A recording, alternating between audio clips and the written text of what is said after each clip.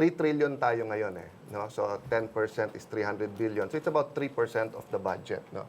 And we've increased from the time of Pinoy from like a 1.2 trillion to a 3 trillion. But take a step back, no? We're all focused on corruption, yung nakolekta na. Then pag ginagastos, yung kickback, no?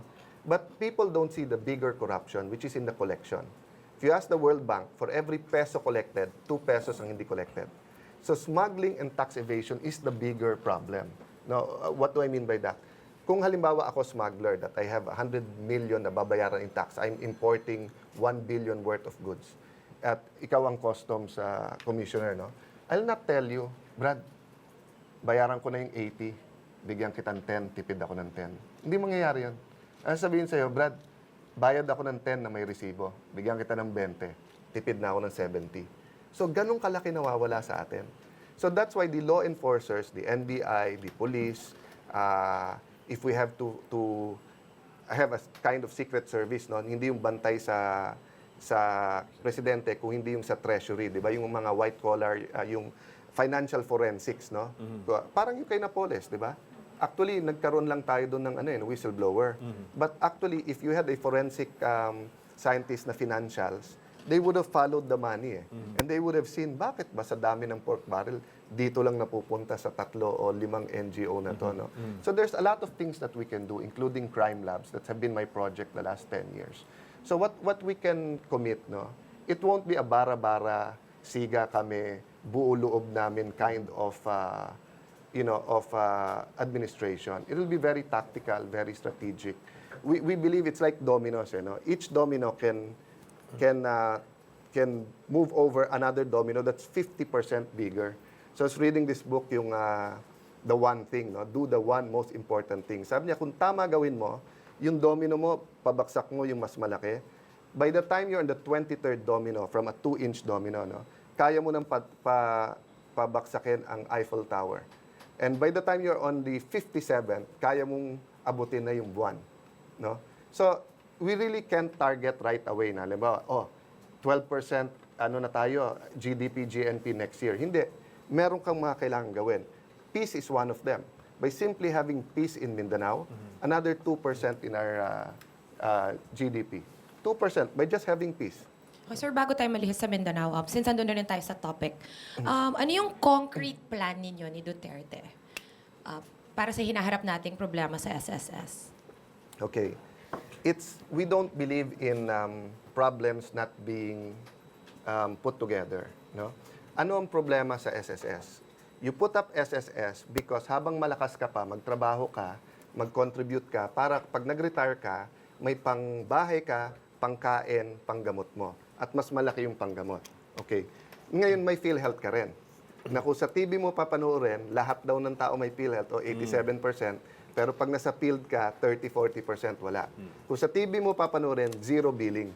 Pero pag nandun ka sa ospital, kung 30 mil yung procedure, 20 mil, 25 mil, so kulang ka. So yung mayaman, walang problema kasi may pambayad siya sa balance. Ang mahirap, wala. Kaya nga mas maraming mayamang gumagamit ng PhilHealth kaso sa mahirap. That's a scientific study. Okay. Taxes. Napakatagal bago nire-revise ang taxes, no? So dati, pag ikaw ang pinakamayaman, 30% ka. Pag ikaw ay wage earner, 5% ka. Ngayon, yung ordinary wage earner, no, yung minimum wage, mga 20% na binabayad mo. So, ang aming plano is to fix all of this at the same time. So, kung 25 or 20,000 below, zero tax ka na. Then we will work our way up. Why zero tax? Cost of living eh. In Metro Manila, kung single ka, mga 20 mil. Kung isang pamilya, isang asawa, 3 anak, family of 5, between 30 to 35,000, okay ka na. So, dapat somewhere between 20 to 30,000, zero tax yun. Kasi you're using every single centavo to take care of yourself. If not, itatax kita, ang takbo mo rin sa health center. Ang takbo mo rin public school, di ba? Pero kung you can provide for yourself, sa private ka na pupunta. So, itatak namin doon, no? And then, we will have programs for micro, small, and medium entrepreneurs. Last year, no, 2015, Land Bank of the Philippines approved 400 billion in loans. Ang nilabas lang nila 100 billion. for micro and small. May kausap akong magsasaka sa Santa Cruz, sa Misamis, no, Oriental. Sabi niya, sir, okay na papeles ko, etc. Last minute, hindi. Bakit? Kulang daw, etc. Anong pinakamalaking ano? Sir, yung halaga daw ng lupa ko at saka yung loan. Anong problema sa loan mo? 1 million lang nilo-loan ko, minimum daw nila 5 million. Wag na lang daw ako dito, doon na lang daw ako sa mga kooperatiba. So, saan ang takbo nila? 5, 6. If you look at the local economy, no, these people who want to pay for SSS, sa tricycle driver, tinanong ko dati may programang SSS, binabahay ka kung saan yung pila mo, every week, contribution ng SSS. Besides from nawala yon, sabi ng tricycle driver, sir, nabi-BIR na rin kami I did not know that operators of the tricycles cannot get their licenses kung hindi mag-BIR. BIR did not make it simple. They're daw 3 times a year, kung ano-ano, pwera pa yung sa munisipyo, pwera pa daw yung sa LTO, pwera pa yung sa council o yung devolved kasi, hindi na LTFRB ang tricycle No, so what I'm saying is, sa sobrang gulo ng ginawa nila ng sistema, we can't fix, parang schools, hindi mo pwedeng taas teacher, sweldo lang. Hindi pwedeng maganda lang ang curriculum. You have to do an overall of it and have a paradigm. No? And the basics of our paradigm is we're going to go regional. We will do regional strategies. Cebu should have an MRT, LRT already by now. Bakit wala? Because pinabayaan nila Manila ang lahat ng power. Tayo magde-decide, tayo magbe-bid out. If 15, 20 years ago we gave that to Cebu, wala sanang right-of-way problems. Now we're so happy because Manila, Bulacan na-approve yung extension, di ba? O yung LRT, no? It will cost almost 100 billion. That's only 36 kilometers. But in Mindanao, 200 kilometers, the whole Mindanao, no, except for the islands, except for Sulu, Tawi-Tawi, yung 200 kilometers is only 76 billion. Approved na ng NEDA ng 2010. Feasibility study for phase 1, Korean, Japanese, approved na 2012. Until now, hindi binibid, walang approval. Why is it important? Kasi yun ang food basket natin 30% ng pagkain nasisira because panay traders tayo, nakatrack. O ibang walang cold storage, wala tayong mga FTI, no? So, ang style kasi ni Mayor Duterte ganito He'll get the best and the brightest. Sasabihin niya yung gusto niya mangyari. O, agriculture, gusto ko pwedeng mangutang ang mga farmers, no? Gusto ko doblehin niyo yung productivity. Gusto ko pag kayong traders ginipit sila, may tatakbuhan kayong NHA, FTI or food terminal, no? Silo system to like in Europe. Ganyan. Ngayon, kung hindi mo kayang gawin, ikaw naman gusto maging sekretary. Di hanap ako ng may gusto. Di ba? Right now, kasi it's all excuses So, question, can this all be done? Yes, because these are all best practices. Hindi to inimbento ni Mayor Duterte, hindi to inimbento ni Alan Cayetano. It's being done by Thailand, Vietnam, South Korea. Thailand has an SME bank. Sir, allow me to point out the major difference, which is, totoo, Mindanao is our food basket. I've been there. I agree with you. The problem seems to be, di masyadong makagalaw doon yung gobyerno dahil nga may gulo. So, magiging, in theory, madali lagyan ng trend. Diba? But in reality, bago mo yan lagyan ng trend, kailangan mo muna ayusin yung peace deal, which fizzled in the last Congress. So, anong plano nyo doon? Okay. First of all, that is true for some areas. Siguro mga 20-25% of Mindanao. But for the 80% of Mindanao, you can do some of these projects. No? If you see, wala nang bombing sa mga port, sa mga airport, tsaka yung mga roro. No? Okay. Number 2, usually kasi pag para sa kanila na yon, that's why nga sinasabi ni Mayor Duterte, kung may bombings, bakit tayo? Hindi naman tayo kalaban It's Imperial Manila ang kalaban. Ang mga Manileño naman, we're so shocked with traffic na dati Pasko lang, with yung baha, dati ang baha, pakalye dito ganyan. Ngayon, 1 week, buong Metro Manila, hindi ka makagalaw. It's because we're all here You really have to disperse no? So now, in the peace process, 3 things. Number 1, hold pa rin naman yan It's holding. Both sides want peace naman But I think we have the best platform kasi ang gusto nila, BBL, hindi pwede yung arm lang Kailangan ang gagawin mo, Region 9, 10, 11, 12, and Caraga. What will happen if you give everything sa arm and mahirap pa rin sa Zamboanga, mahirap pa rin sa Agusan, mahirap pa rin other areas. Di doon naman magre-rebelde or in the Visayas. That's why yung federalism of giving all of them the equal powers is good. Secondly, yung packaging kasi ni Secretary Deles at saka ni Chairperson Ferrer, as if tayo lang ang takot eh. Parang, oy, pag hindi natin pinagbigyan yung mga yan, bobombahin tayo, gera na. Tandaan mo, you talk to any of the retired military and policemen, takot din sila. May pamilya din sila. Di ba? O, ang problema, while this is happening, walang nag-a-address ng real problem in Mindanao, which is not religion. It's money, it's feudalism. So, nangyayari ngayon doon, and this is a UK study, this is not a local study, no? And it has been submitted to the UN and the World Bank, no? Ang problema sa ibang areas na rebel-infested, kidnapping, gun running, land grabbing. Meaning, ginagamit nilang cover yung gulo. Just like in the ISIS area. Maraming radical at maraming talaga dyan, ideology at saka religion. Pero marami din businessman na when there's blood in the streets, humahanap ng kita. No? But I have not heard the rebels say, even the left, na hindi sila payag sa federalism.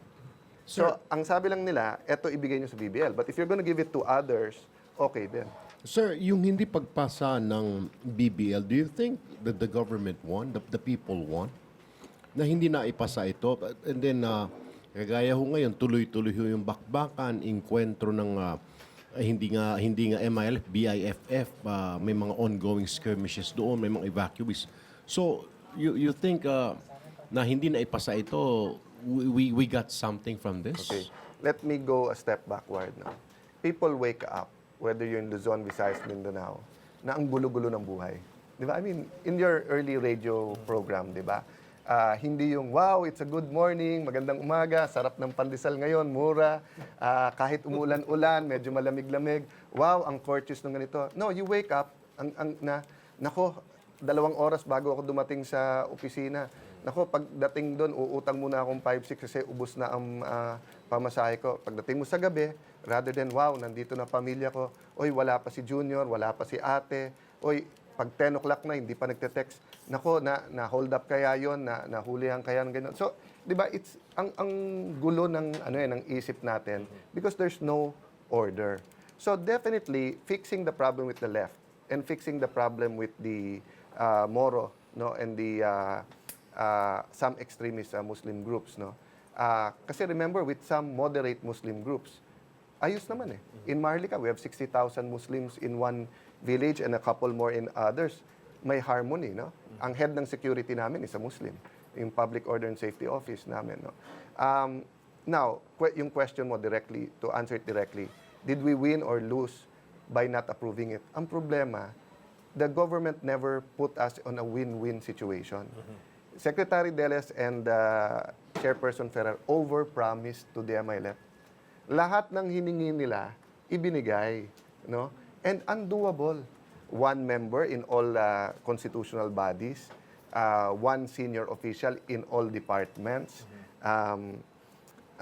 sa taxes, sa sharing, etc., lahat sa kanila. If we gave all of that, you know what would happen? You'll spark the rebellion in the Cordilleras. You'll spark the rebellion in the left, etc. No? Because nga, hindi mo pwedeng sabihin, dahil masakit ito, lahat ng nutrition, hindi lang gamot, nandito na. Walang problema, dito lang gamot. Paano yung the rest of the body, no? And we were all willing to give it a chance as a start. Pero nangyari yung sa 44, na-discover namin, alam naman pala ng military at ng police, ng BIFF, MILF, yung iba, pareho din lang. Mga bata, 2 uniforme. Tapos nalaman namin si Marwan, talagang kinakadil ng some elements of MILF. Sabi ng mga MILF, secretly hindi nila aminin in public. Hindi kasi namin kaya lahat ng command namin. Why are we talking to you? We should talk directly to your commanders kung hindi din namin kaya kayong kausap. So, I know it's a very complex problem. But I think in the heart of everyone right now, pagod na rin lahat eh. Gusto na rin maghanap ng solusyon. Ang problema, politicians in Manila fear federalism. They fear giving up power. Remember kasi sa federalism, whether it's economic or political, you lose power. You give it away. No? You decentralize. No? So ang matitira sa national government is national defense, yung yung international affairs, no, yung inyong diplomacy, pananalapi, fiscal and monetary policy. You'll also keep other policy like peace and order, no? But for example, bidding. Ikaw taga DOTC. Tanungin mo sa taga DOTC, boss, bakit hindi na lang Mindanao mag-bid ng Mindanao Railway? Boss, mga Roro, bakit, alam mo, sa Palawan, napakaganda, meron silang ginagawang Roro ngayon, papuntang Malaysia. Ba't hindi na lang sila? Boss, walang marunong doon eh. Bakit? May marunong ba sa inyo? Eh, matatapos na term nyo, halos wala kayong binid eh. Ni hindi sila makabidding once a month. So when do we start? It's the chicken, which came first, the chicken or the egg, eh, di ba? Do we form regional or at least sub-regional? Let's say kung hindi kaya every region muna, put 3 regions together, no? Have special zones. Yung mga taga ron, i-train mo, send them to JICA, send them to Korea, train them, get them there, no? So that in the next 10 years, sila na nagbibid nung sarili nila. Ganon din sa ospital. Di ba sabi nila, sir, ganda, as you said completely kanina, no? Ganda ng concept, Mindanao Heart Center, Mindanao Lung Center. Sinong doktor doon? Alam mo, ang nakapag-realize sa akin yan, yung governor ng Bohol, si Governor Chato, kasi he was telling me 2 years ago kung paano nila bubuhayin yung call center sa Bohol. And I was listening because I just came from a conference ng call centers BPO sa Cebu. I gave him yung binigay nila na parang roadmap, no, technology and infra, no, to get this going. Ang sabi ko lang sa kanya, Gob, wag ka magagalit. But where will you get the call center agents? Kasi out of 100 na nag-a-apply, 6-8 lang kinukuha, madami na yung 10. Nagulat ako sa sagot niya, which is true. Sabi niya, Alan, pumunta ka ng Cebu, punta ka ng Davao, punta ka ng Manila, call centers doon. Ang daming Boholano. Oo nga, no? Like, oo nga, kaya hindi natin naisip kasi nandito tayo sa Manila. O tanungin mo ngayon sa Boholano, kung may call center din dito, mas mura ng konti yung sweldo. Pero, mas safe sila, nasa sariling pamilya sila, at mas mababa cost of living. Gusto ba nila bumalik? So the hospitals, remember George Garcia, yung magaling na heart bypass, no? He used to go back and forth, panahon ni President Ramos, mag-opera ng a few days dito, a few weeks, balik ulit na Amerika. Pero nakita niyang may market, nakita niya may need, tinayo nila yung Asian Hospital. Di ba? So ganun din eh, if we build it, they will come eh. So what I'm saying, anyone can sit at this table and tell you all these programs kasi nakukuha naman sa internet yan. Yung JICA may master plan, no? But in the end, one, you have to have a vision na magulo ngayon and how will you fix the gulo one by one? Number 2, what kind of leadership? Because unless may political will ang presidente mo, that's why ako, ang sinasabi ko, I'm willing to sacrifice. Okay, Senator, para sa kapakanan lang ng mga nakikinig sa Radyo 5, kasama natin si Senator Alan Cayetano, tumatakbong Vice President sa Happy Hour program natin bilang Pilipino. We'll also entertain questions from the netizens through news5.com.ph bilang Pilipino, interaction, and first question is from, there's no name, Jeremy Francisco. No. Sir, anong government portfolio, what department are you interested in? If you become Vice President, anong pipiliin nyo? The Mayor Duterte said he'll give me a major role. But sabi ko lang naman sa kanya, Mayor, wag lang yung hindi ko forte. Wag lang yung I won't do much good, no? But it doesn't even have to be a, if we get there, no? I mean, I don't want to count the chicks bago pa mag-hatch, no? What do you think is your forte? Yeah. Say you win. Actually, it can be a department. I'd be interested in Department of Education. I'd be interested in DOJ. I can do a good job there. But it also, halimbawa, it also could be others like si Al Gore was assigned to put together a program reinventing government. Diba? Just looking at all the problems and coming up with fixing it. Diba? Si, the one who put forward another form of federalism, Promdi, si Lito Osmeña, diba? He was head of flagship programs. So that's something that's interesting to me. The difference is lang, during the time of President Ramos and other presidents, naka-center sa Malacanang yung flagship programs. Kami, gusto naming ilabas. For example, part of our platform, DNR, DOE, DA, you go to Mindanao within the first year. Be sure to come back. Use 5 everywhere. Copyright 2016.